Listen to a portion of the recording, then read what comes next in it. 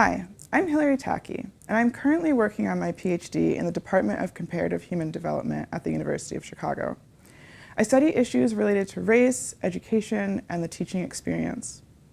My dissertation project surveyed educators, including teachers, principals, counselors, and other school staff in Chicago, about their experiences over this last year. The data collected from these surveys encouraged me to ask, what do we as a greater community want our schools to provide? And once we answer that, how are educators equipped to carry out that mission? Last school year, as schools and shops closed down in the effort to slow the spread of COVID-19, we were reminded of the many functions that schools serve. The walls between the classroom and the world disappeared.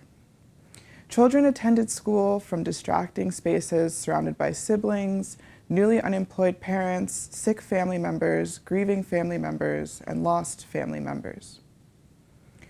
One surveyed educator shared that it was necessary to talk about the pandemic with their students. We can't pretend that it's not happening, referring to COVID-19. These students will also have questions. They should have some understanding of what they're living through. The stresses of home were experienced alongside the academic stresses of school. And so it's not surprising that when classes weren't helpful in coping with their home life, students tuned out. Many educators shared that their students struggled to stay present or to show up to school at all, with one saying, "Some of my best students disappeared, never to be heard from for the rest of the semester." Participation was often dependent on other factors rather than simply the will to learn, such as internet access or the mental and emotional capacity to process a lesson. Another teacher noted, "The most difficult aspect was that there was inconsistent participation.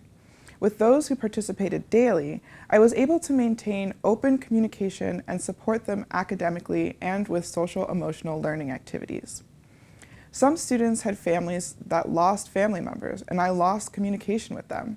They seemed to just disappear and then return at a later date apologizing for their absence and struggling to share their loss due to the emotional state they were in." Then, just a few months into the global pandemic, George Floyd was murdered by police and people around the country took to the streets.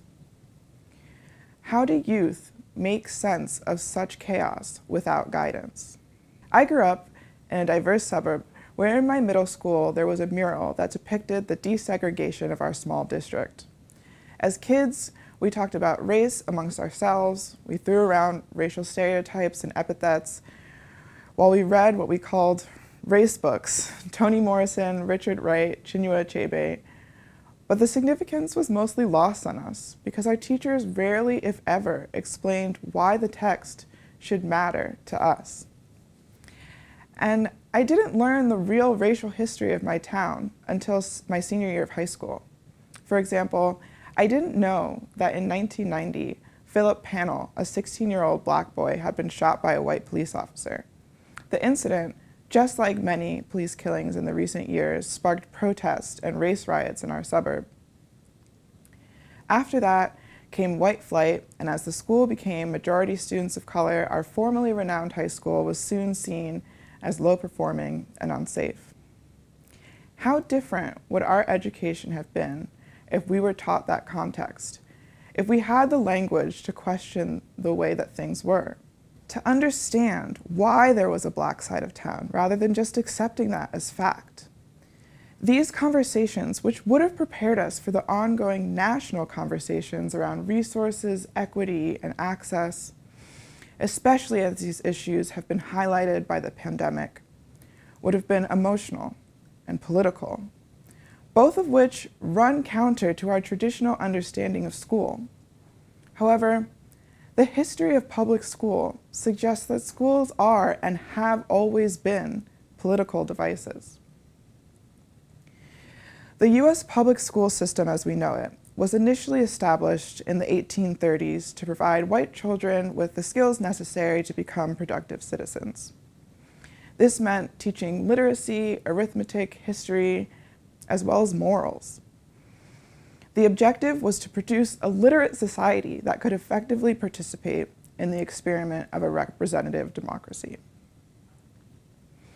However, as the non-English speaking European immigrant population increased, school also served to reduce ethnic, linguistic, and religious diversity to produce distinctly American citizens guided by common white, middle, and upper class American morals. Schools have shaped Americans and historically restricted what it means to be a proper American. So with that as its origin, it's hard to deny that the classroom always has been a political space. Keeping this fact in mind encourages us to reevaluate what belongs in the classroom. As one educator put it, because racial justice is affecting their lives and the lives of everyone around them, students are going to have a lot of feelings about it, and they need a place to understand those feelings and understand how the movement is both affecting our society and a reflection of our society, as well as the historical context for the movement. In class, you talk about important things. This is and has been a very important thing. Another said, addressing injustice should always be at the heart of our teaching.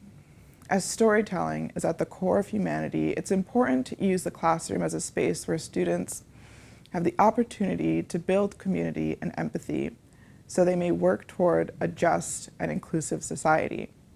Without cooperation and understanding, we cannot maintain a functioning democracy. I believe that the integration of real-world events, real history, and real emotion is not an addition to school content and structure, but rather a tactic to make the existing content and standards relevant. It's not meant to force students to think in a particular way, but rather to teach them to think critically, to understand the context that they're in, their place in the world, and themselves. While there are many teachers who are willing to have these conversations with their students, there are also many who think these discussions are important but do not feel prepared to have them. They were never taught how, and several are hoping for guidance and collaboration from their administrations.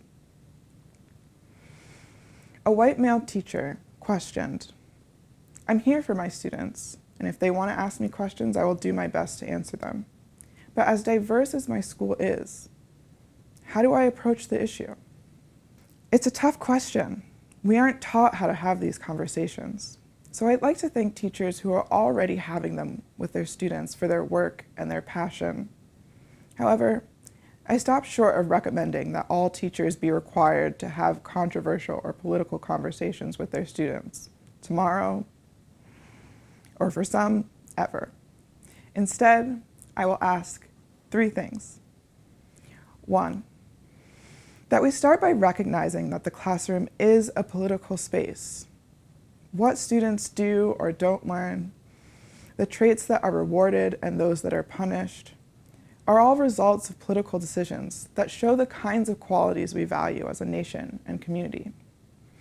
2, that educators who haven't had conversations about inequity and injustice, the realities of our world, take a moment to reflect on what has prevented them from moving forward.